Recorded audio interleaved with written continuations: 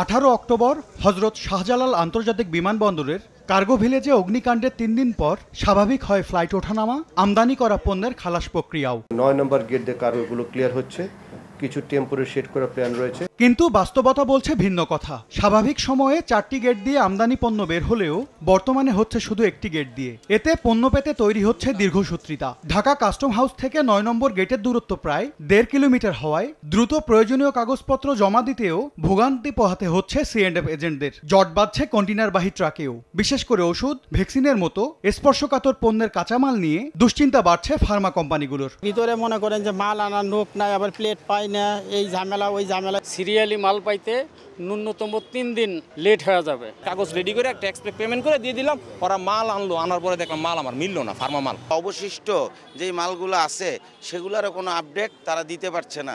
দেশে দরকারি ওষুধের 95 ভাগই উৎপাদন করে দেশীয় প্রতিষ্ঠানগুলো।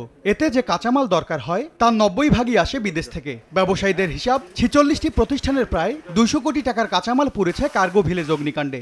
যদি এখানে আমদানি তাৎক্ষণিক ওষুধ শিল্প এর ধাক্কা সামলাতে পারলেও উৎপাদকদের শঙ্কা, কাঁচামাল দ্রুত খালাস না হলে 3-4 মাস পর ব্যাহত হবে উৎপাদন সরবরাহ। 53টা পর্যন্ত আপনার ম্যাটেরিয়ালস লাগতে পারে, এই এক্সিপিয়েন্ট আর আদার্স ম্যাটেরিয়াল মিলে একটা পণ্য দাঁড়াতে পারে। এখন যদি দ্রুততর সময়ে এগুলোর যদি ফার্দার যে এলসির গুডস পণ্যগুলো সেগুলোকে যদি আপনি না আনেন তাহলে 3-4 মাস পরে যে আপনি আবার এটা সরবরাহ ব্যবস্থাপনায় ত্রুটি দেখা দেবে। জীবন রক্ষাকারী ওষুধের কাঁচামাল সরবরাহে বিশেষ উদ্যোগ নেয়ার তাগিদ বিশ্লেষকদের। এই ফার্মাসিউটিক্যাল ইন্ডাস্ট্রিকে রক্ষা করার জন্য তাদের যে র মেটেরিয়ালসগুলো, ইম্পোর্টেড যে র মেটেরিয়াল আছে, আমদানিকৃত যে র মেটেরিয়াল আছে, সেই র মেটেরিয়ালগুলোকে কার্গো ভিলেজ থেকে খুব দ্রুত এটা এক্সিকিউশন করার ব্যবস্থা করতে হবে, যাতে সে দ্রুত উৎপাদন করে সেটা রপ্তানি করতে পারে। স্থানীয় চাহিদা মিটিয়ে বিশ্বের 150টিরও বেশি দেশে ওষুধ রপ্তানি করে বাংলাদেশ।